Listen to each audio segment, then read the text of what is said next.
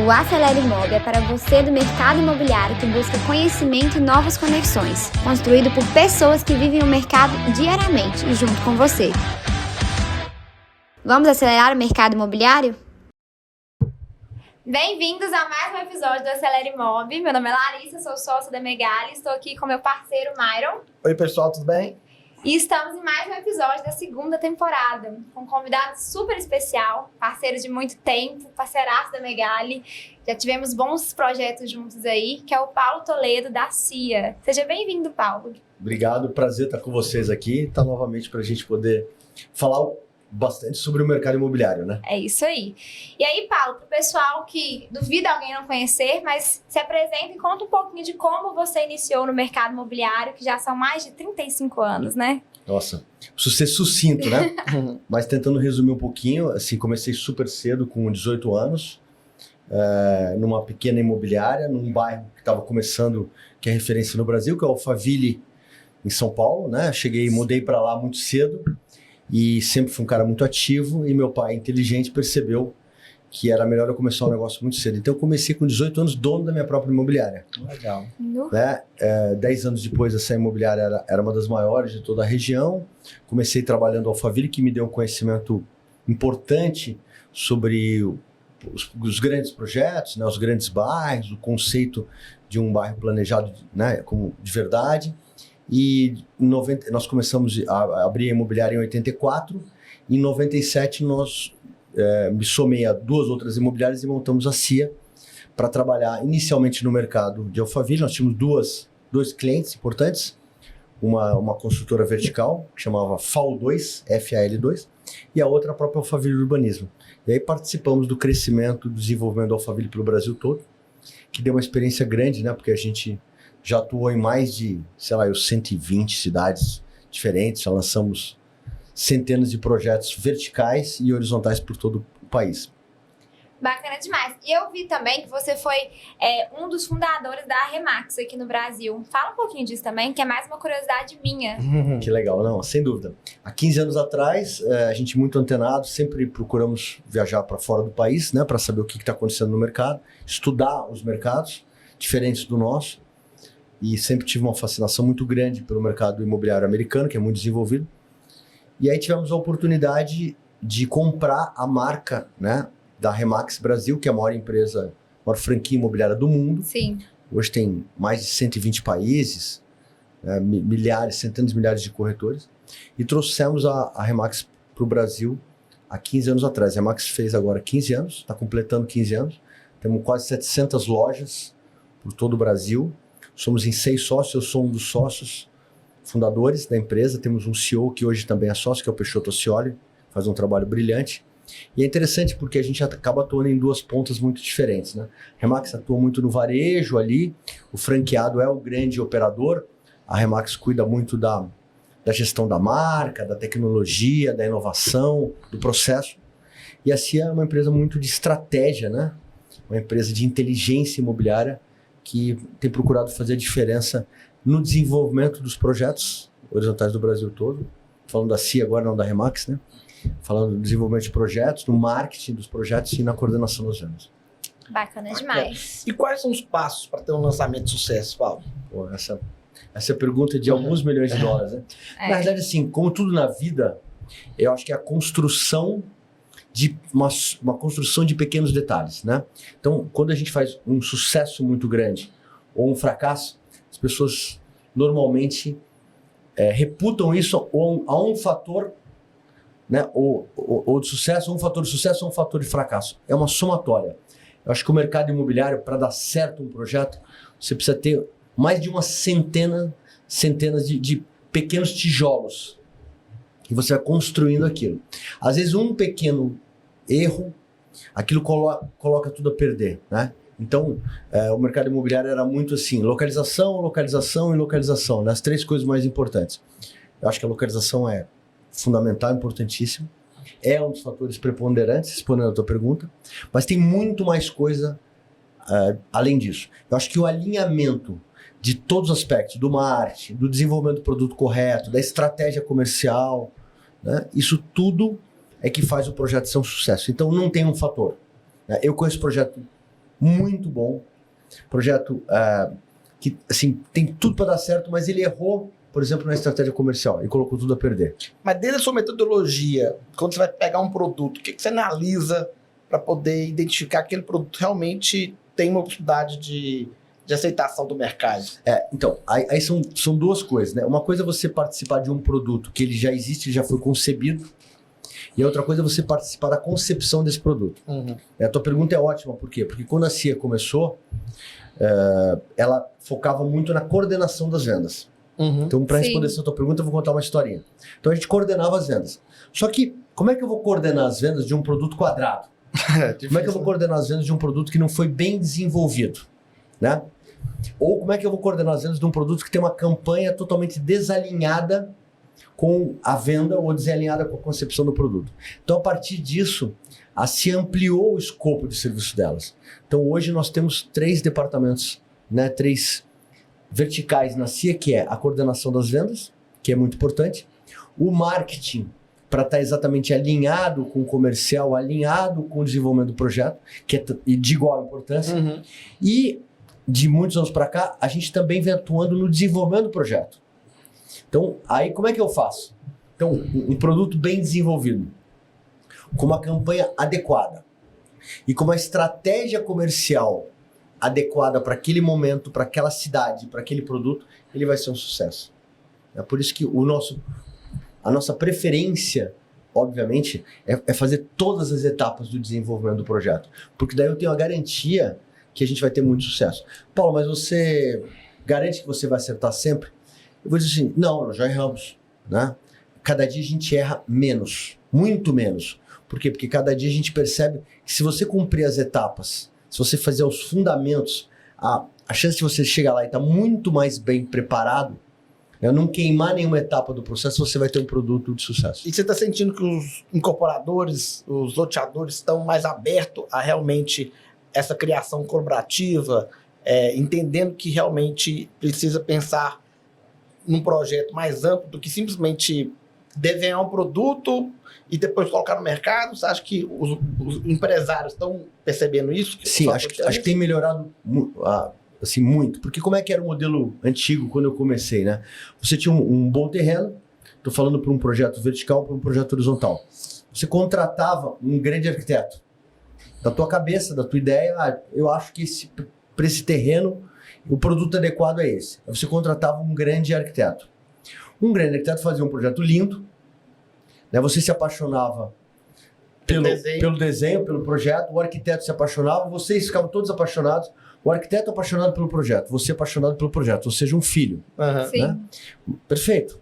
Só que a hora que você colocava esse projeto no mercado, ele não tinha aderência necessária. Então, a CIA não entra em nenhum projeto que ela não tenha convicção que é um projeto adequado. Né? Paulo, mas você está me dizendo que se você conhecer um projeto e você perceber que o projeto é bonito, mas ele não tem aderência, você não entra.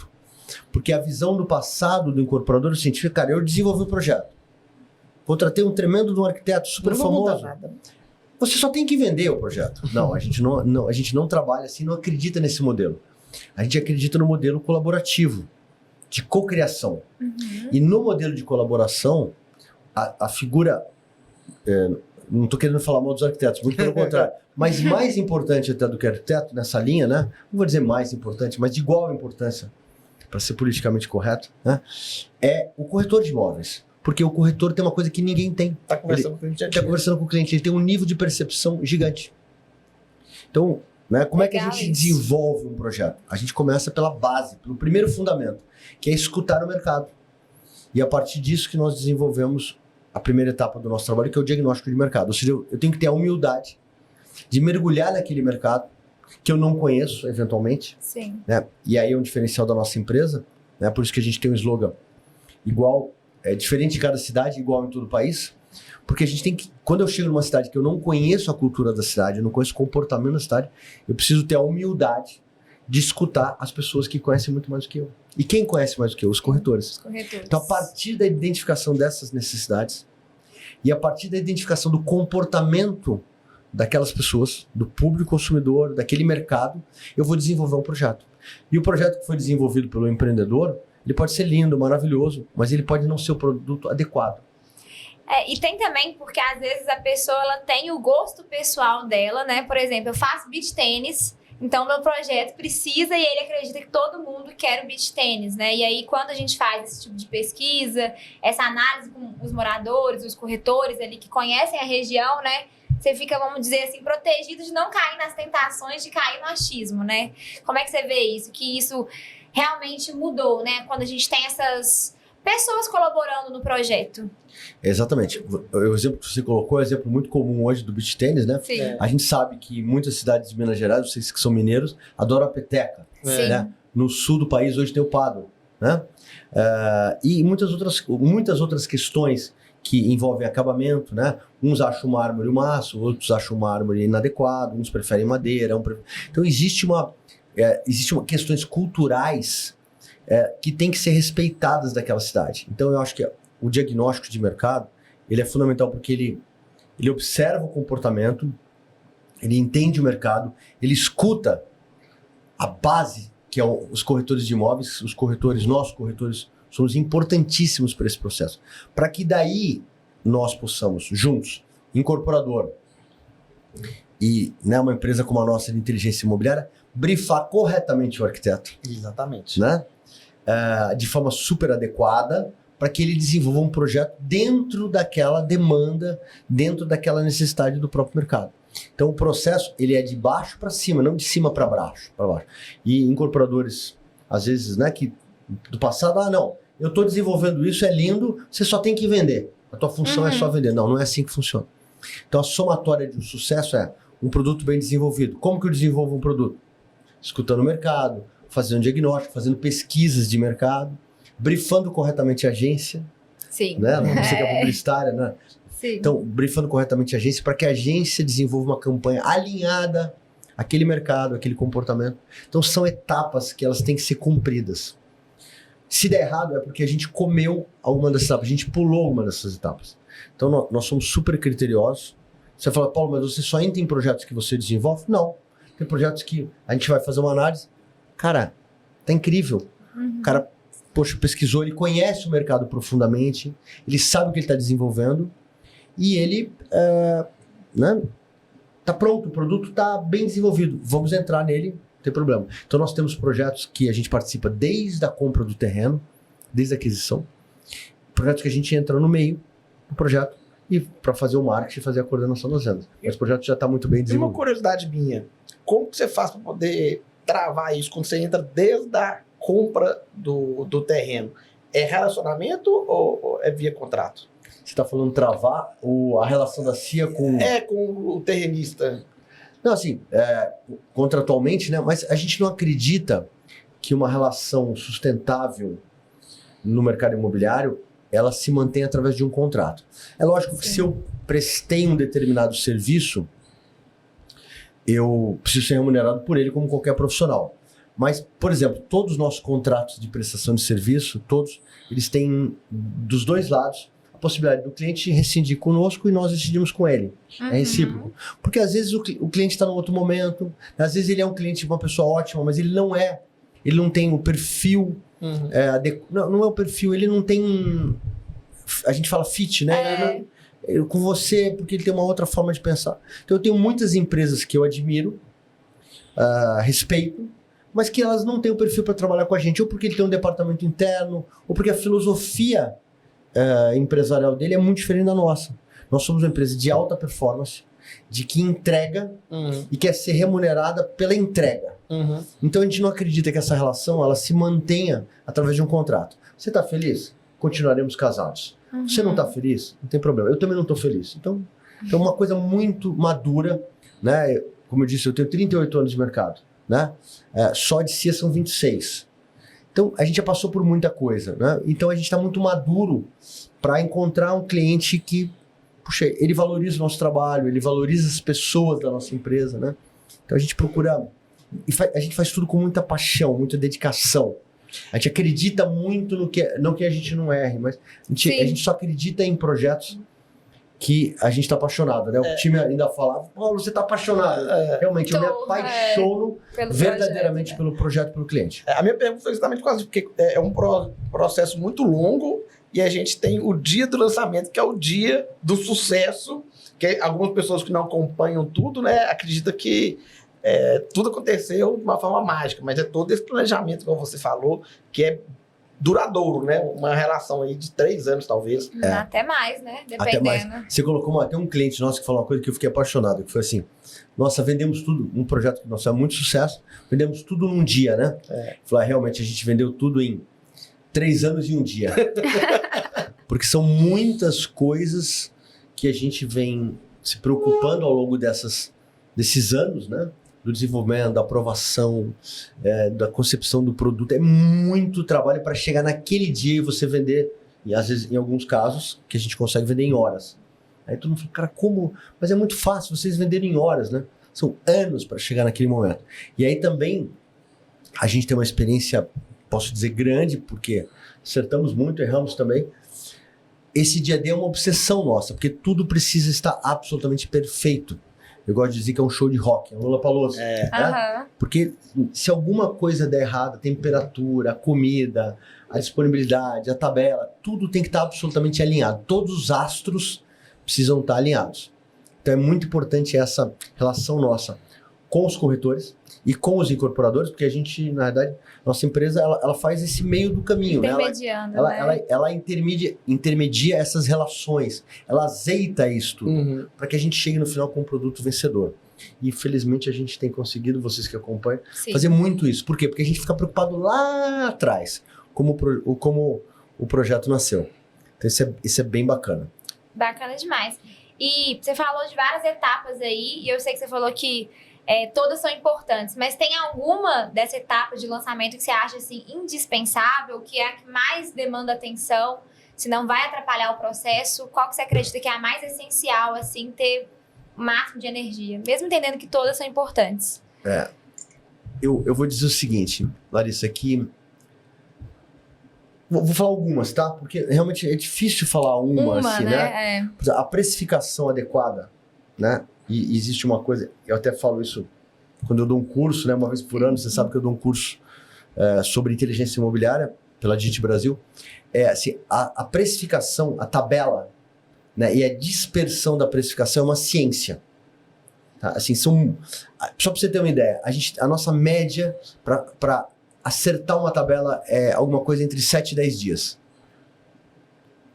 Não estou falando... Isso a tabela da viabilidade do projeto, porque o empreendedor, quando ele começa a conceber, ele faz uma tabela de viabilidade. Sim. Mas o ajuste da tabela, a gente dificilmente leva menos do que uma semana para fazer.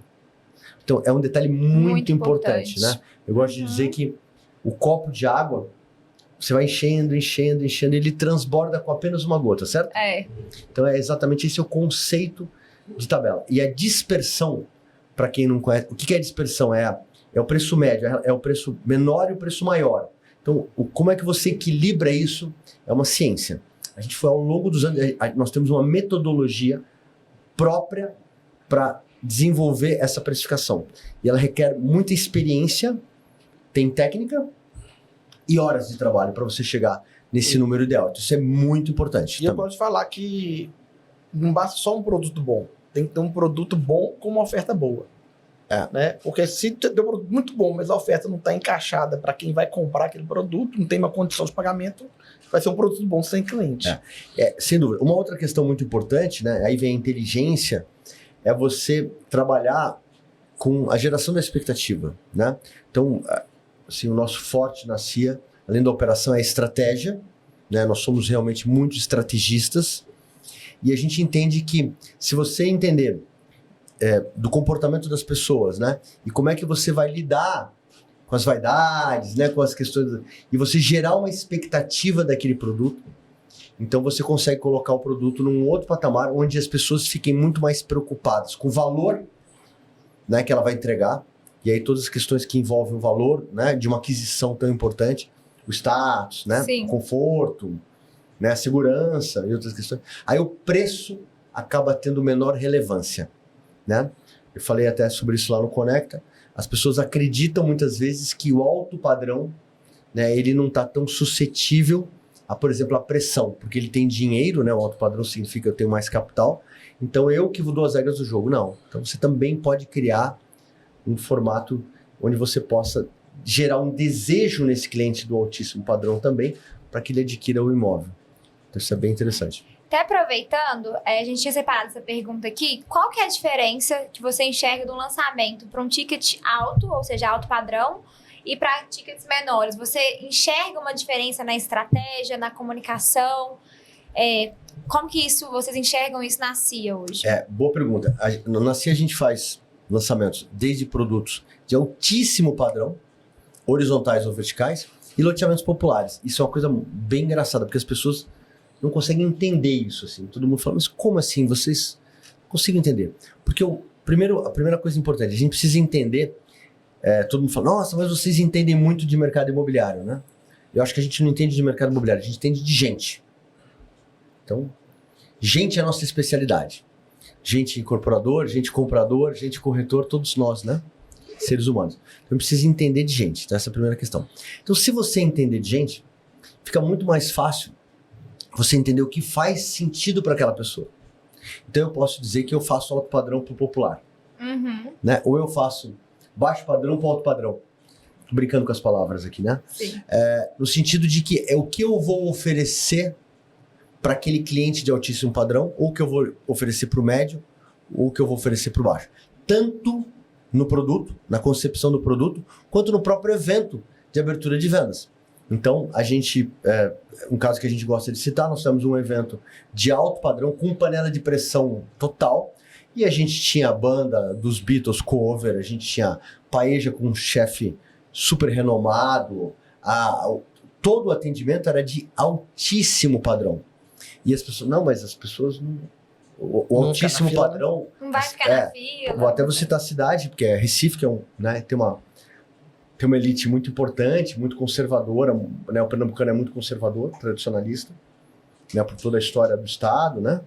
E, não, mas o pernambucano não vai se sujeitar a vir num evento de pressão. Claro, ele se sujeitou, comprou, o empreendimento foi um sucesso estrondoso. Por quê? Porque ele percebeu o valor daquilo, né? E aí, até comentei lá no Conecta, os famosos casos das bolsas da Hermès, né? Da Birkin, que as pessoas aguardam 2, 3 anos para poder comprar, de diversos carros do mercado, de diversos relógios. Por quê? Porque ele tem uma expectativa em adquirir aquele bem. Então, se você gerar expectativa para aquele bem, é fundamental. E o evento, você vai adaptar de acordo com o seu mercado. É sempre colocando uma expectativa acima, entregando para o teu cliente, porque afinal de contas você respeita muito o ser humano, Sim. algo acima do que ele tem de expectativa. Então, eu posso dizer que nós fazemos alto padrão para o baixo padrão. Alto padrão para o médio padrão. Altíssimo, altíssimo, altíssimo padrão para o altíssimo padrão. Uhum. É oferecer para ele, na experiência de compra dele, né? E quando eu falo experiência de compra, eu estou falando do produto, eu estou falando do atendimento, estou falando do pós, falando de toda a régua, uma experiência que ele não fala, cara, eu estou apaixonado. Eu tô apaixonado pelo produto, tô apaixonado por como fui tratado, o respeito, né? A gente respeita muito as pessoas. Então, acho que isso é uma coisa que faz a diferença na nossa empresa. Falando em pessoas, como manter a equipe comercial engajada aí nesse processo? Principalmente, né, você chega numa cidade que eu percebo muito o lançamento, né, deve ser uma dificuldade, porque na maioria dos casos, as imobiliárias, corretores locais não acreditam muito no processo, na metodologia, e às vezes não participam efetivamente no lançamento, e alguns corretores, que são os corretores focados em lançamento, que viajam, vão lá e conseguem vender mais do que os corretores que têm lá a carteira de cliente na mão. É verdade. Então, tua pergunta é excelente. Assim, acho que o primeiro ponto é você respeitar o corretor local e criar uma estratégia de encantamento desse corretor. Então, o primeiro lançamento nosso é o lançamento para o corretor. Ele precisa comprar a ideia. Eu falei para vocês que eu só entro em projetos que a gente se apaixona, Sim. Né? E então eu preciso que o corretor se apaixone pelo projeto. Então eu preciso preparar esse ambiente, eu preciso vender adequadamente o produto para o corretor. Essa é a primeira etapa, né? Mas o teu ponto é bem importante. Às vezes ele compra o produto, ele comprou a ideia daquele produto, mas muitas vezes ele não compra a nossa metodologia. Processo. que é muito diferente do que ele está acostumado. E na semana passada, até contar um caso, o meu último caso foi semana passada, nós estávamos em São Luís do Maranhão, esse caso é bem bacana, espero que ele se torne um grande case de sucesso e a gente possa estar falando aqui, um projeto em São Luís do Maranhão, uma cidade importante do litoral que chama Barreirinhas. O projeto veio para nós, uma área incrível, na beira de um rio maravilhoso, veio e a gente não acreditava naquele projeto. E a gente falou para o empreendedor, olha, nós estamos... a gente gostou do terreno, mas a gente não acredita no projeto. Aí nós fomos escutar o mercado nos deu todos os inputs no diagnóstico, a gente reformulou o projeto inteiro, rasgamos literalmente o projeto, 100%. Começamos do zero, perdemos ou ganhamos 1 ano e meio, porque nós perdemos 1 ano e meio para começar tudo do zero, e fizemos uma apresentação semana passada, quarta-feira da semana passada, para os corretores. Eles ficaram encantados com o projeto, encantados. Porque o projeto realmente está muito bom, muito bom, assim. Posso dizer que é uma unanimidade. E aí, quando eu comecei a falar da estratégia, eu senti aquele, putz, mas isso aqui... Todo mundo murchou, né? Vocês não vão dar o preço, vocês não vão fazer isso, aquilo. Não funciona, né? Isso aqui não funciona aqui, o Maranhão é diferente. Desculpa. E aí, falei para eles, vocês gostaram do projeto? Gostaram? Vocês perceberam o valor que nós vamos entregar? Perceberam o valor que nós vamos entregar. Quero dizer para todos vocês que não será barato, que será caro. Aí todo mundo ficou assustado, mas que terá muito valor. Aí todo mundo me olhou assim com uma cara. Nós vamos entregar muito valor para vocês. E as pessoas vão achar que esse produto, que vocês podem eventualmente achar caro, é barato. E eu preciso que vocês acreditem. Vocês acreditarem no produto, vocês conhecem a nossa empresa, a gente já esteve aqui. Tenho vários amigos aqui. Eu quero pedir um voto de confiança, que vocês acreditem na nossa estratégia. Se vocês acreditarem, ela vai funcionar. Se vocês não acreditarem, não vai. Então eu pedi um voto de confiança para eles. Mas tudo isso requer energia, requer que eles confiem no que a gente está fazendo. E detalhe, também nós não somos donos da razão. Muito pelo contrário. A gente acredita que essa construção e a mudança do rumo no meio do caminho faz parte da nossa estratégia. Uhum. E além disso, ela tem que ser verdadeira. Porque eu acho que quando a verdade ela está dentro de você, né, e você coloca essa sua verdade para o corretor, você coloca essa sua verdade para o cliente, para o incorporador, as pessoas percebem a verdade. A verdade tem uma força muito grande. É a verdade que eu acredito. Eu posso estar errado, mas ela é minha verdade. Uhum. Né? Então, e no meio do caminho, a gente não tem medo de mudar o curso. Porque tem uma coisa que é um dogma na CIA, que é assim, tudo pelo projeto. Uhum. O projeto é o nosso cliente, é o nosso dono. Nós temos que fazer tudo que for possível para que as pessoas e o projeto sejam um grande sucesso. E se a gente fizer isso, se a gente colocar a nossa prioridade no projeto... mas o cliente sugeriu esse nome. Aliás, eu estava numa reunião ontem, e aí o cliente apresentou o nome do produto. Eu falei, olha, você vai me desculpar, assim, mas eu acho o nome do produto horrível. Absolutamente inadequado, não é no meu gosto pessoal, mas ele é totalmente inadequado ao conceito que a gente está propondo. Então eu vou te pedir, por favor, vamos chamar a agência, vamos mudar o nome, porque ele não conversa com o conceito. E o cliente aceitou. E eu descobri depois, que eu não sabia, que a ideia do nome foi dele. Então, mas tudo pelo projeto. Tudo pelo projeto. Então, eu acho que essa verdade de você entregar, se eu entregar o melhor resultado, eu vou também estar entregando o melhor para as pessoas. Eu acho que isso faz a diferença. E eu acho que tem um ponto que você falou, que é a importância do diálogo, né? De conversar diretamente com os corretores, igual você falou, pedir um voto de confiança e não querer impor. Porque eu vejo também que a aceitação vem muito quando se coloca num lugar superior e pronto, acabou, sabe? Agora, quando você envolve eles no processo desde o início, cria uma comunicação que gera desejo neles e também conversa, olha, vamos tentar essa estratégia, confia no que a gente tá falando, mas ter essa conversa aberta, o resultado é muito diferente mesmo, né, para as vendas. E assim, eu também gosto de dizer, Larissa, assim, eu não quero ser dono da razão. Sim. Eu quero fazer com que o projeto seja um grande sucesso e seja realmente algo que seja importante na vida das pessoas. Então, para isso, eu não tenho nenhum problema de chegar no meio do caminho e falar, a nossa estratégia, ela não está funcionando, vamos mudar? Vamos escutar as pessoas por que ela não está funcionando? Então, eu não tenho essa pretensão de, não, a minha ideia é a minha posição. Né? E no nosso time, que é um time muito competente, que está conosco há muitos anos, né? Comercial, de marketing, de desenvolvimento, a gente tem 3 departamentos muito estruturados, todo mundo tem o direito de discordar de mim, né, que sou acionista principal. Não, Paulo, não concordo, quero colocar minha posição. Então é uma empresa onde as pessoas podem dar o seu melhor. Se a a moça do café, o financeiro, vier com uma ideia de um produto e a ideia dele for melhor que a minha, essa ideia vai prevalecer. Eu estou dizendo a ideia da concepção do produto, da estratégia, da campanha. Ou seja, a gente não deixar que a vaidade ela esteja acima das pessoas. E, logicamente, acima do projeto. Então, acho que se você tiver isso muito claro para você, eu acho que você consegue fazer isso. Então, acho que esse nosso respeito às pessoas, aos clientes, aos corretores, né, todas as pessoas da organização, é que faz a diferença para a gente acertar tanto. Né? Porque a gente não tem medo de falar, estávamos errados, vamos mudar. Estamos indo para a esquerda, vamos virar à direita.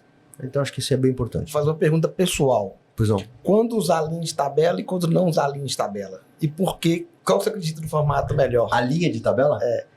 De colocar porque, a linha... Assim, eu como corretor que agora, que se eu for para um Meet de vendas, ele sai de lá sem a linha de tabela, para mim não sair com nada. Mas pela metodologia e pela estratégia, às vezes nem a linha de tabela é interessante você soltar para o mercado. Exatamente. Então, depende muito do caso, né? Eu também não acredito as pessoas, assim, na qual o melhor modelo, qual a melhor estratégia. Ela não existe, caso a caso. Nesse projeto da semana passada, a gente não deu nenhuma linha de tabela. A gente deixou os corretores encantados com o projeto. Estamos todos apaixonados pelo projeto, eles e nós. E deixamos eles suporem quanto que é o valor, não o preço que esse produto vai entregar. Então, a questão é, todos estão convictos que esse produto ele tem muito valor? Sim. Todos estão convictos que esse produto está 2, 3 degraus acima do melhor produto da cidade? Não, Paulo, não dá nem para comparar. Não dá nem para sentar na mesma mesa. Então, deixa vocês sonharem com o preço. Eu não dei linha de tabela nesse caso. E na sua estratégia, você não dá a linha de tabela, vai até o dia D? Ou você sente o mercado para talvez liberar o... Depende, eu vou falar o contrário. Agora, hoje, nós fizemos numa cidade importante de Santa Catarina, um meeting com o nosso diretor comercial, com o Arthur Vieira, e ele soltou a linha de tabela. Então, não tem problema nenhum soltar. Depende, por quê? Porque já existia um parâmetro no mercado. Isso é inteligência. É você saber analisar todos os dados, né? Você tem que ter experiência, tem que ter uma capacidade de análise dos dados, tem que ter um time competente, tem que ter emocional. E precisa gostar de pressão, precisa saber lidar com a pressão. Eu, particularmente, estou acostumado, gosto da pressão, entendo que a pressão ela é importante na vida para você alcançar as metas que você precisa, né? E quando o dia dele não supera a expectativa, o empreendimento ele não vende, como que fazer para recalcular essa rota, assim, depois do lançamento? Porque a gente já pegou, inclusive, até alguns projetos na Megali, né? Que não emplacou o produto, algum motivo, alguma coisa deu errado ali, que a gente precisa se reestruturar ele aí no mercado novamente. Como agir nesse caso? Perfeito. Eu acho que assim, a primeira coisa é você olhar para dentro e não ficar tentando encontrar um culpado. Né? Eu sou uma pessoa que eu gosto muito de puxar a responsabilidade, não transferir a responsabilidade. Então, no que diz respeito à nossa empresa, a responsabilidade é nossa. Então, vamos analisar os pontos. Não adianta a gente querer crucificar, mas foi por causa disso, foi por causa daquilo. Lógico, sempre o avião cai por uma somatória, já sabe dessa historinha, né? O avião cai sempre uma somatória de pequenas falhas. Sim. Muito raro o avião cair por causa de um fator. Muito raro. Você vai analisar a fundo, são várias somas de fatores. Então, acho que a gente precisa primeiro olhar para dentro. E segundo, a gente não ter medo de virar aquilo de ponta cabeça. Né? Às vezes você precisa fazer cortes ou mudanças bruscas, radicais. Trocar agência, trocar a empresa de coordenação de vendas. Você precisa, às vezes, refazer o projeto. Né? Então, eu acho que você tem que olhar para dentro e repensar e não ficar batendo em cima daquele mesmo ponto, insistindo. Né? Esse ponto é tão importante, assim, a gente tem uma obsessão pelo sucesso. Além das questões óbvias, né? Da sustentabilidade financeira do negócio, da rentabilidade, de tudo, né? Todos nós compramos sucesso. Eu gosto de dizer roupas de sucesso, restaurantes de sucesso, serviços de sucesso, amigos de sucesso. Então você precisa, num produto imobiliário, você precisa largar com sucesso. Porque um produto que não tem sucesso na largada, qualquer produto, ele vai se amarrar por muito tempo. Então, a gente, com raríssimas exceções, a gente consegue fazer sucesso. Só que às vezes você não tem sucesso para aquele volume de unidades. Sim. Né? Então, vamos lançar 1000 unidades, mas será que o mercado suporta? Aí uma boa pesquisa de mercado de demanda, que é uma coisa que a CIA não faz, ela tem empresas de pesquisa que são parceiras. O que a gente faz é o diagnóstico, que é um outro tipo de análise. Então a gente vai, olha, eu acho que esse mercado não suporta mais do que 300 unidades. E a gente tem 900, vamos dividir isso, vamos ter cautela. Caldo de galinha e cautela nunca fazem mal a ninguém. Né? Então vamos ter cautela para que a gente possa lançar esse projeto faseado, fazer a primeira fase com sucesso, né? Vender bem, permitir também que o comprador dessa unidade ganhe dinheiro, tenha uma valorização do patrimônio dele. Então todos esses fatores, o alinhamento de todos esses fatores vai fazer diferença nisso. Agora, se deu errado, se erramos, não importa quem sejamos nós, erramos, né? Vamos voltar para dentro. Vamos colocar tudo na mesa, vamos analisar com bastante critério e sem tentar crucificar ninguém. E vamos falar o seguinte, cara, o que nós temos que fazer para levantar isso aqui de novo? Como é que nós vamos fazer uma nova estratégia? Então, respondendo objetivamente a tua pergunta, é rasgar e começar uma estratégia do zero. Totalmente diferente da atual. Se você ficar tentando remendar, a chance de você continuar afundado é muito grande. Vocês já tiveram algum case que vocês tiveram que dar uma reinventada no produto, totalmente, assim? Total. Já tivemos cases até que a gente teve que reformular o próprio produto. Porque houve superestimamos o produto e a cidade não chega, eventualmente comemos alguma etapa, né? E o mercado não aceitou aquele produto. Então houve um erro na concepção lá atrás, lá há anos atrás houve um erro na concepção. Né? Quando eu cheguei nessa cidade, no Maranhão, citando o caso da semana passada, não é que eu olhei o projeto, eu não sou o dono da verdade. Eu olhei o projeto e falei, não gostei do projeto. Não, eu peguei o projeto e fui conversar com as pessoas do mercado. Né? E uma coisa que eu critico muito é que muitos empreendedores não têm a paciência ou a humildade, ou ambos, de escutar com profundidade o corretor. O corretor é uma figura fundamental no processo, não no processo só de venda, no processo de desenvolvimento do produto. E a maioria só coloca no processo de venda, né? Lógico. Na parte final, Lógico. assim, né? Imagina que legal eu chegar para você e te envolver desde o começo, eu tô comprometido com aquilo. Né? E isso foi uma coisa que eu falei com muito orgulho lá em São Luís do Maranhão. Eu falei, olha, esse projeto é de vocês. Vocês me ajudaram a construir isso aqui. Esse projeto é tão meu quanto de vocês. O que vocês acharam? Apaixonados. Porque, na verdade, eu procurei atender as demandas deles no projeto. Porque eles sabem o que o mercado... Lógico que eu não vou aceitar tudo. Eu vou juntar as melhores ideias. Né? Tenho que saber para quem perguntar, né? Como perguntar. E ter humildade para perguntar. O mais importante é a humildade para perguntar. Exatamente. E nessa sua trajetória aí, você consegue identificar um comportamento do corretor de lançamento imobiliário que tem sucesso? Qual tipo de habilidade, de comportamento que essa pessoa precisa ter para poder realmente se destacar nesses lançamentos? Eu acho que a primeira e básica e simples, realmente ele se apaixonar por aquilo. Segundo ponto, que você não pode esquecer que você tem um ser humano do outro lado. Porque às vezes o profissional de alta performance, vender. Eu tô aqui para vender, lógico. Mas assim, eu não acredito na venda a qualquer custo. Eu acho que a venda, ela é... Você tem que vender uma coisa que aquilo faça bem para o seu cliente. Que o cliente fique realmente... Né? Então, eu acho que tem uma questão de verdade que é muito importante nessa relação do corretor com o cliente. E um ponto fundamental, que todo mundo fala tanto dessa palavrinha, né, que é o tal do foco, né? Mas eu gosto de dar um outro olhar para ela, que é o falar não. Eu acho que o que muda a vida de um profissional, em especial de lançamento, é falar não. Não como? Eu tenho 10 projetos para lançar, né, no mercado super aquecido. Então eu vou escolher um projeto, ou 2 projetos eventualmente, e vou falar não para 8. Eu vou focar, porque as pessoas falam muito em focar e não entendem, na minha opinião, tem uma distorção da palavra focar. Né? Acho que as pessoas acreditam que focar é falar sim. Eu acho que focar é falar não e falar sim para um. Então, isso é foco. Isso é ultra foco. Né? É o seguinte, eu vou trabalhar esse produto, porque eu entendo que esse produto é muito bom para o mercado, ele está muito bem desenvolvido, e ele vai fazer diferença para os meus clientes, ou como investimento, ou como que mora naquele bairro. E vou falar não para os outros. E eu vou comprar aquilo e vou vender aquilo como realmente a melhor opção para o meu cliente, porque é aquilo que eu acredito. De novo, a verdade. Né? Então, eu acho que a estratégia, diga não, escolha os que você vai dizer sim. Falei pode ser 1, 2, X, depende, cada caso é um caso.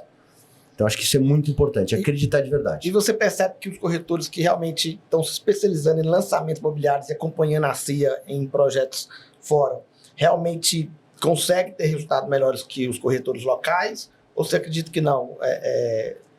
Eu acho que não existe isso. Eu acho que existe se o corretor local, às vezes, ele tem uma resistência muito grande, ele não acredita ou no produto ou na metodologia, que são as duas coisas, né? As pessoas focam muito no produto, mas às vezes esquecem da metodologia. Ele gostou do produto, mas ele não confia no que nós estamos fazendo. Ele acha que não vai funcionar. Então ele não mergulha.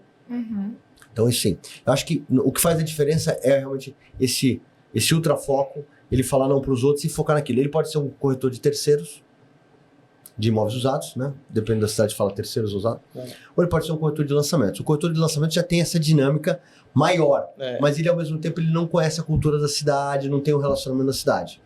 Né? Então, existem algumas capitais, algumas cidades hoje que têm corretores. Eu gosto de fazer uma analogia que lançamento, o pré-lançamento, né? Antes do dia D é carnaval. E vender avulso eu já é pedir em namoro e noivar, porque realmente no lançamento não tem como muito se fazer relacionamento com o cliente. Você tem que ir lá e falar, é uma oportunidade, igual você falou, não é, o corretor de fora não é uma venda consultiva, né? É uma venda oferta. Quanto mais ele ofertar, mais ele vai vender. Lógico. E ele precisa queimar sola de sapato, né? Então a atitude, nesse caso, ela faz uma diferença enorme, né? Não adianta, é mais transpiração do que inspiração. Um pouco diferente do corretor de imóveis de terceiros, né? Mas eu acho que mesmo o corretor de lançamento, se ele focar que ele chegue de uma outra cidade para vender aquele produto, né? Então, eu acho que ele com o volume de oferta, entendendo e mergulhando, ele tem sucesso. A gente sabe que quem foca no nosso negócio, quem realmente foca, né? E quem realmente entende as questões técnicas do produto também, né? Que é fundamental. Mas não adianta só ter a técnica, né? Precisa ter a habilidade de ofertar e acordar cedo e aprender a bater a cabeça. A resiliência é uma virtude, a resiliência é uma virtude absolutamente fundamental para o corretor. Paulo, como você falou, você está no mercado há mais tempo e antigamente a gente tinha imobiliários grandes como a Lopes, com 300 corretores, né? 300 em Belo Horizonte, São Paulo 3.000, né? Belo Horizonte. Como você vê hoje o papel da nova imobiliária hoje no mercado de lançamento? Perfeito. Assim, eu acho que mudou muito, né? Vamos juntar todas as... A pergunta é muito boa, muito complexa. Vamos juntar todas as questões. Por exemplo, quando nós chegamos há 15 anos atrás com a Remax, ninguém acreditava no modelo de franquia imobiliária. Isso vai dar errado, isso vai dar... Ninguém acredita, mas ninguém, 99% das pessoas não acreditavam. E hoje é um modelo de sucesso. Por quê? Porque eu tenho o dono na ponta. O franqueado é o dono da Remax, na realidade. Nós só somos gestores da marca. Então, esse é um modelo que dá certo. Eu tenho na Remax, a grande maioria são imóveis de terceiros usados, mas eu tenho empresas e corretores altamente competentes em lançamento. Então, isso é uma questão. Eu tenho uma quantidade gigante hoje de corretores autônomos que perceberam com as ferramentas digitais, né, que acho que o digital mudou o jogo, ele não precisa mais estar embaixo do guarda-chuva da imobiliária. Paulo, mas então para que o cara da Remax... Como é que a Remax funciona tão bem nisso? Porque a Remax tem uma pirâmide invertida, como o Peixoto, a Cioli gosta de dizer, nosso sócio e CEO. Por quê? Porque o nosso principal cliente não é o cliente, é o corretor. Né? O corretor do o cliente do franqueado é o corretor. O cliente do franqueado é do franqueado master regional, porque a Remax é dividida por estado, é o franqueado local. Né? Nosso cliente é o franqueado regional. E a Remax Internacional, nós somos o cliente deles. Então é uma pirâmide invertida, entendeu? Sim. O corretor trabalha. Aliás, vou começar até melhor. O corretor trabalha para o proprietário do imóvel, não para o comprador. Né? O franqueado trabalha para o corretor. O regional da Remax trabalha para o franqueado. Né? Nós, Remax Brasil, trabalhamos para o franqueado regional. E a Remax Internacional trabalha para a gente. Então é uma pirâmide invertida. Por que você está falando tudo isso? Porque o corretor autônomo, agora falamos das Remax, vamos falar agora do corretor autônomo. O corretor autônomo, ele na realidade, com a ferramenta digital, percebeu, eu sou a minha própria empresa. Então, para que eu preciso de uma imobiliária? Eu faço captação. Eu faço prospecção, faço mais anúncio, eu vendo, para que eu vou dividir a captação? Para que eu vou dividir? Então, como é que funciona isso? A imobiliária precisa entender que o corretor não é empregado dela, ela precisa servir o corretor. Existem imobiliárias em vários estados que estão indo super bem, tem milhares de corretores, centenas de corretores. Milhares é exagero, centenas de corretores. Por quê? Porque o dono da imobiliária percebeu que o corretor não é funcionário dele. O corretor, ele precisa servir. Ele precisa, dono da imobiliária, servir o corretor, não o corretor servir ele. Acho que essa é a virada de chave.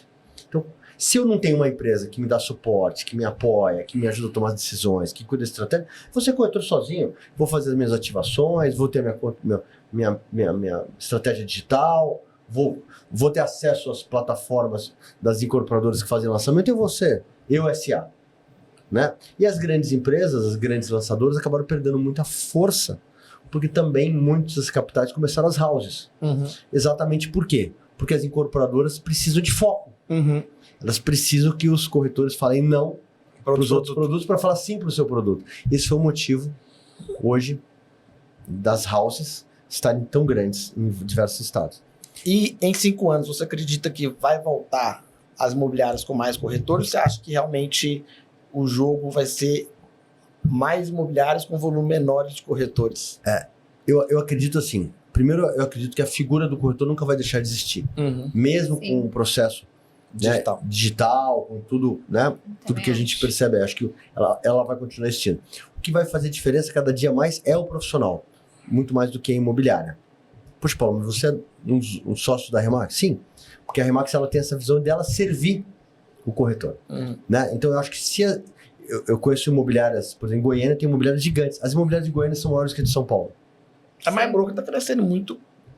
Por quê? Porque ele entendeu que ele tem que servir o corretor, fazer um trabalho brilhante, a MyBroker. Lá você tem a URB, você tem a Adão. Estou citando Goiânia, né? Mas tem outros estados que têm imobiliárias muito boas. Então, às vezes aquele modelo, esse modelo de volume, onde o corretor é simplesmente um parafuso, eu não acredito. Eu acho que ele está fadado a deixar de existir. Mas eu acredito nas pequenas imobiliárias, eu acredito até nas grandes imobiliárias que tiverem uma visão diferente do mercado, como essas que você citou agora. Que criar uma comunidade mesmo, né? Ele precisa entender que é uma troca aquela relação, né? Que a relação da imobiliária, ele está dando para a imobiliária tem que dar para ele. Né? Então acho que essa inversão do papel, essa pirâmide invertida que a Remax cita, eu acho que ela é bem importante, assim, porque é uma mudança de visão, né? O corretor não é meu funcionário, não é meu colaborador. Eu que presto serviço para ele. Isso é uma...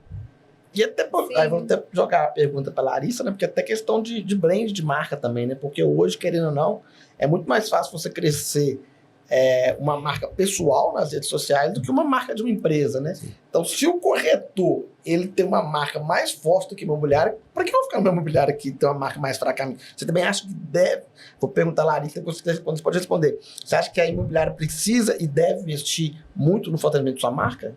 Sim, total, porque, na verdade, quanto mais o mercado ele vai ficando competitivo, mais importante o branding é, né? Mais importante é gerar percepção de valor, gerar desejo nas pessoas de serem atendidos por aquele imobiliário, de estarem. E isso é tanto para o cliente final, ou seja, quem vai comprar o imóvel, tanto para o corretor, para ele entender que, não, eu visto a camisa desse imobiliário, eu acredito, eu compartilho desses valores, eles têm o mesmo propósito que eu, e tem uma relação de troca também que de alguma forma é benéfica para mim, né? E não sou como se fosse um funcionário deles, né? É uma troca mesmo, mas é muito também sobre compartilhamento de valores, de propósito, que é muito branding da marca. E quanto mais, assim, tem corretores autônomos, imobiliários, mais importante fica realmente ter esse posicionamento. Aí pode dar sua opinião também, Paulo. Eu concordo absolutamente com você e ainda somo.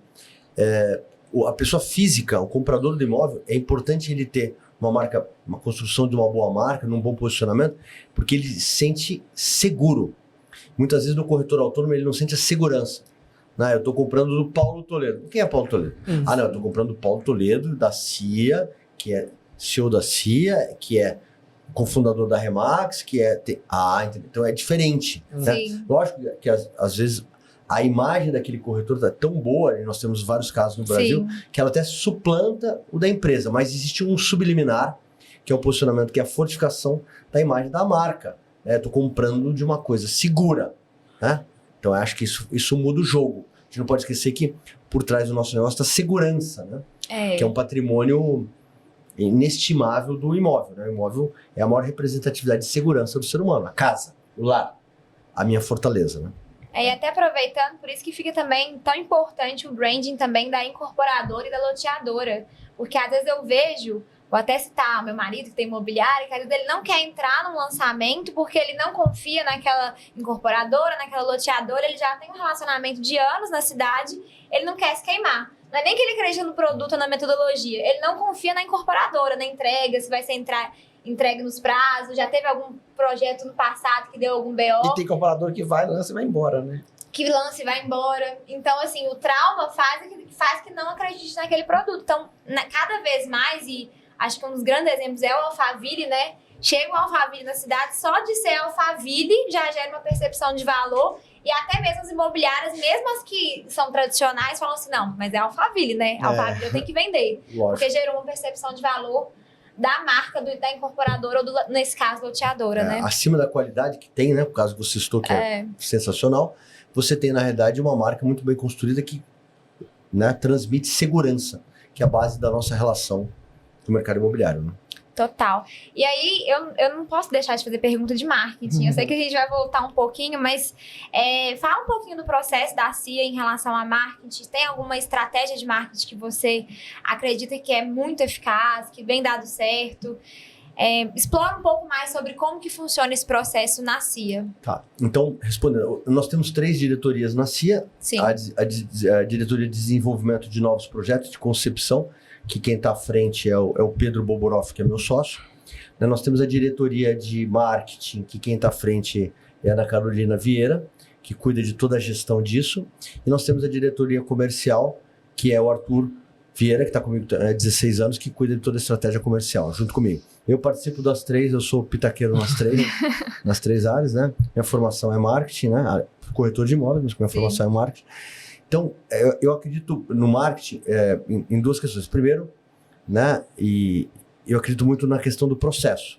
Precisa ter gestão, precisa ter processo, precisa ter... Então, acho que essa é uma vertente muito importante, que ela suplanta até a criação. Né? Concordo. A criatividade é sensacional. Né? Eu me considero uma pessoa criativa, né? Mas a criatividade sozinha ela não para de pé. Entendeu? Então, uma boa ideia, ela não se sustenta se ela não for executada da maneira correta. Né? Então, eu aprendi que, como eu gosto de criar e entendo que tenho ideias bacanas, mas é que elas não se sustentam se você não tiver uma executora. Então, a Ana Carolina, ela faz isso muito bem, porque ela cuida para que essas coisas aconteçam. E o mais importante, alinhadas ao comercial. Porque a grande questão é que existe, na grande maioria das empresas do mercado, um desalinhamento. Ou o marketing está atrás ou está para frente. Eles nunca estão juntos. Eu tenho o maior orgulho de dizer que na CIA, o nosso marketing está, não vou dizer sempre, porque sempre é muita coisa, mas em grande maioria das vezes, ou em 99%, ela está muito alinhado com o comercial. Então nós estamos sempre muito alinhados. Né? Então, eu acho que esse alinhamento, a nossa cumplicidade profissional, nosso alinhamento, ele é fundamental. Porque é desde um projeto bem desenvolvido, né? A Carol sabe que nunca eu vou colocar um produto que eu não seja absolutamente apaixonado, que eu não acredite aquilo. Posso errar, de novo, mas eu vou tá dando o meu melhor para aquilo. Ela vai transformar essas ideias de todos, até porque ela também escuta absolutamente o comercial, ela vai colocar essas ideias no processo. Então, acho que essa é a maior. E o comercial tem que executar, mas também tem que executar alinhado aos times do marketing. Hoje em dia a gente tem grandes gargalos, que é maquete, imagens, lojas, que a gente tem uma obsessão por fazer lojas lindas, etc. Tal, né? A gente tem um orgulho muito das nossas lojas de experiência. Nós temos 14 lojas de experiência nesses últimos anos. Então isso tudo precisa estar alinhado. Então o marketing, para mim, é mais do que uma boa ideia, um alinhamento com as outras esteiras do desenvolvimento. Né? Até porque a gente tem que entender que marketing, no fundo, né? Não é propaganda, né? Sim, muito mais do que isso, tudo é marketing, né? Muito então, mais. Né? Com o marketing digital ainda mais. Né? É mais ainda, né? Quando a gente está fazendo no Instagram, já está fazendo marketing. Não é bem assim.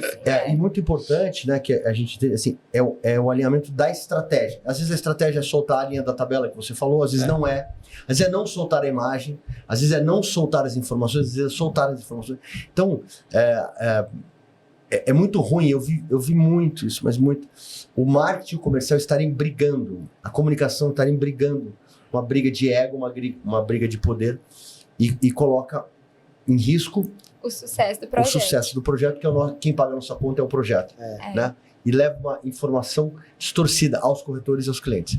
Então esse alinhamento geral, é uma coisa muito importante, né? E a gente tem muito orgulho na CIA desse alinhamento, que cada dia mais esse alinhamento, mais do que nunca, é feito pelo nosso marketing, porque na dele ele acaba sendo, né, o core, a espinha central do comercial e do próprio desenvolvimento de projeto.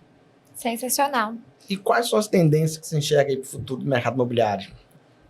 Então, a pergunta é altamente abrangente, né? Vamos focar em lançamento. Assim, por exemplo, eu acredito muito, né, numa multiplataforma de venda. Eu acho que não existe um modelo. Eu gosto de comprar presencial, Larissa gosta de comprar digital, você gosta de comprar através de uma outra experiência. Então, eu acredito, né, nessa experiência, nessa multi-experiência de compra. Multicanais, né? O omnichannel, né? Para falar a palavra bacana. Eu acredito muito nesse multicanal da experiência de compra, né? Eu acho que esse é um ponto. No desenvolvimento do projeto, então eu falei sobre a experiência de lançamento. No desenvolvimento do projeto, eu acredito muito, parece um pouco piegas, mas assim, cada dia mais a gente olhar para as pessoas, que não é tão simples quanto parece para falar, né? Então, como é que um projeto realmente pensado nas pessoas? Então, a gente se investe muito para que a gente possa colaborar com o empreendedor sobre um olhar humano para o desenvolvimento de projeto, né? Na comunicação, vamos falar no mar, na comunicação, eu acho que a grande tendência é essa, mas eu acho que o mundo também não é só digital, né? A gente está vendo aí várias reversões aí, né?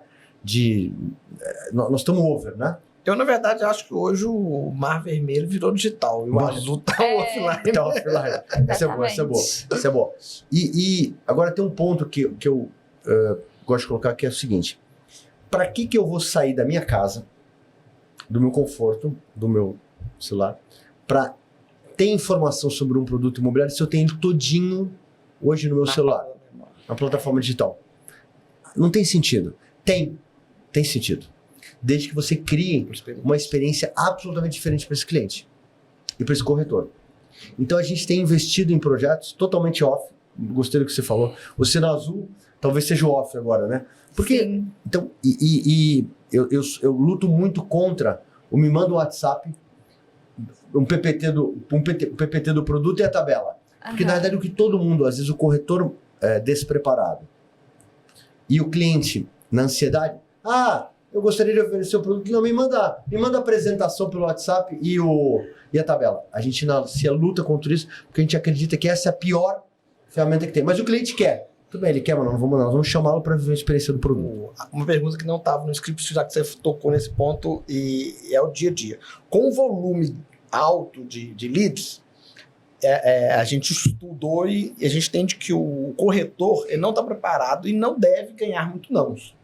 Então, passar leads direto para o corretor, você vai passar leads que realmente só quer saber o preço, o PPT e a tabela.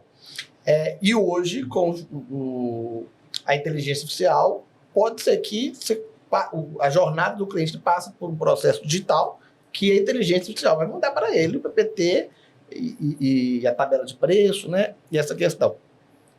Como você entende nessa nova tendência, um volume grande de lead, é necessário implantar uma pré-venda, digitalizar esse processo e realmente mandar as informações prévias de forma automatizada para o cliente, para depois o corretor entrar em contato? Como que você vê aí esse gargalo do mercado aí? É um grande gargalo. Primeira questão.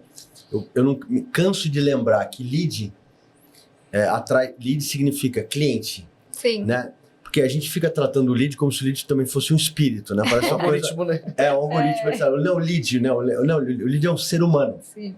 Vamos começar por aí. A campanha hoje só deu 2 leads, mas é lógico, a pessoa não interessou. Exatamente, é um ser humano. Então, essa é a minha primeira questão. Segundo, que eu acho que se você não tem uma experiência para trazer para o seu cliente, né? Aí talvez a melhor maneira seja você, pura e simplesmente, soltar um PPT, uma tabela porque na verdade você está vendendo commodity, você está vendendo, né, preço, aquilo ali, acabou. Uma coisa muito... Agora, se você tem um produto que foi feita uma construção, uma concepção adequada, que ele tem um conceito por trás dele, que ele tem um posicionamento, né? Cara, é um imóvel da tua vida. Às vezes, esse lead que a gente chama, porque o lead vira uma coisa, tem uma certa banalização do lead, né? Que parece que é Que não é uma nada. minhoca. Lead free, Lead É uma coisa free, assim, lead nada. ruim. Parece que não é uma pessoa. pessoa, né? Então, a partir do momento que você entende que essa pessoa, muitas vezes, é o imóvel da vida dele, já parou pra pensar nisso? Que o tal do lead é um ser humano que Porque às vezes vai ser o único o imóvel único dele. imóvel dele que ele trabalhou durante 20 anos para guardar dinheiro para comprar aquilo ali. Então, você tem que ter a oportunidade de explicar para ele, dele entender o conceito daquele produto, de aquilo, como aquilo nasceu. Você precisa vender isso para ele. Você não vai conseguir vender isso com uma tabela e um PPT pelo WhatsApp. Então, você precisa se dar a oportunidade, você, corretor, e você, cliente. Né? Então, por exemplo, esse projeto que a gente acabou de lançar no Maranhão não tem praticamente nada. No Instagram tem só questões conceituais do lugar. A gente não está investindo nada em quase digital nesse momento. Por quê? Porque a gente acredita que o projeto é tão incrível que as pessoas precisam conhecer a loja e entender a experiência do produto. É um produto de segunda residência, mas é um produto ultra premium. Eu vou comprar isso através de um PPT. Tem que levar o cliente para ver a experiência. Então a gente desenvolveu um filme lindo, a gente desenvolveu uma loja linda, tem uma maquete sensacional, tem toda uma experiência digital para ele poder conhecer o produto. Quer dizer, o negócio, cara, é uma decisão altamente importante para esse cliente. Então eu vou passar isso no PPT. Agora, tem casos e casos. Aí a gente tem o estoque, tem um produto commodity, que é o terreno, que o cara só vai construir. Então, eu acho que a gente precisa separar, e é por isso que a gente, né, procura analisar caso a caso, projeto a projeto, porque o mercado imobiliário, ele não é replicável as estratégias, né? Tem muita gente que fala assim, olha, Paulo, mas você compartilha tanto do teu conhecimento. Primeiro que eu acho que compartilhar é muito bom. Segundo, porque a ideia que eu tive aqui, ela não vai se aplicar no outro, porque a gente tem que customizar cada caso e cada projeto. Então, por isso que o mercado é tão envolvente, tão apaixonante, tão desgastante. Porque tudo que você aprendeu naquele projeto talvez não se aplique. Então, você é contra soltar o PPT, a tabela, a linha de tabela? Não. Você é contra? Sim, depende. Uhum. Cada caso é um caso, cada processo é um processo. E você precisa ter experiência, processos também, e mergulhar naquilo com profundidade para que você possa montar uma estratégia que tenha aderência. Então, essa é a complexidade, entende? E como do marketing, você acha que a qualificação do lead tem que ser feita pelo comercial ou pelo marketing? Pô, assim, o correto, na minha análise, é que ela deveria ser feita pelo corretor. Por quê? Porque o corretor, ele teria condições de conversar com esse cliente, tem energia, entender esse cliente, sabe? Só que a gente está numa situação complexa. Porque o volume de leads é muito grande, porque ao mesmo tempo todo mundo quer uma informação. Hoje a gente vive numa informação altamente superficial, todos nós, né? Sim. É tudo um segundo, a percepção de tempo mudou muito. Então todo mundo tem uma aceleração e uma vontade de informações superficiais, Sim. porque todos nós, a gente não consegue olhar nada com profundidade, quase nada, né? Então é complexo. Então eu tenho um volume muito grande, o corretor às vezes não, ele não consegue dar atenção para aquele volume, ou não tem habilidade para se aprofundar naquele lead, conseguir extrair aquele lead ou aquele cliente e colocar aquilo dentro no CRM adequado. Então ele não consegue o volume. Então você fica, na realidade, você enxuga gelo, porque você precisa colocar o SDR para fazer um pré-atendimento. Mas cá entre nós, é ruim, né? Eu ligo, falo com um pré-atendimento que me qualifica, que me joga para o outro. Então, para a experiência do cliente não é boa. Exatamente. Vamos partir. Não é boa. Mas você é contra o SDR? Não. Porque em muitas situações ele é necessário.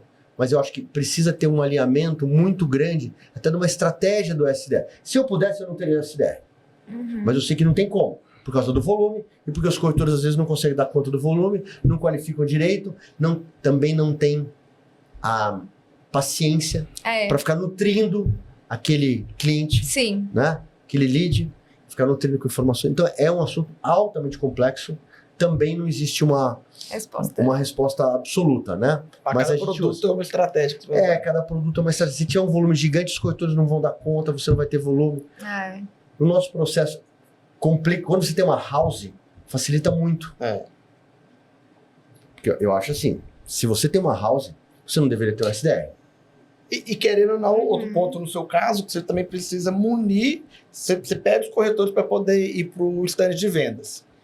E aí ele vai dedicar o tempo dele ficando tanto de venda. Se você também não dá oportunidade, pelo menos sentimento de oportunidade para ele, ele fica achando que não tá valendo a pena que é parceria. Pô, fiquei aqui, não teve nenhuma visita espontânea, não teve nenhum lead para mim, então acaba que, dependendo do projeto, passar o lead direto pro corretor vai manter ele motivado, vai gerar uma energia positiva que vai dar um resultado. Você vê como é complexo.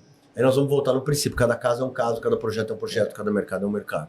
Então, essa combinação, essa é a beleza do mercado imobiliário. E essa é a grande dificuldade do mercado imobiliário.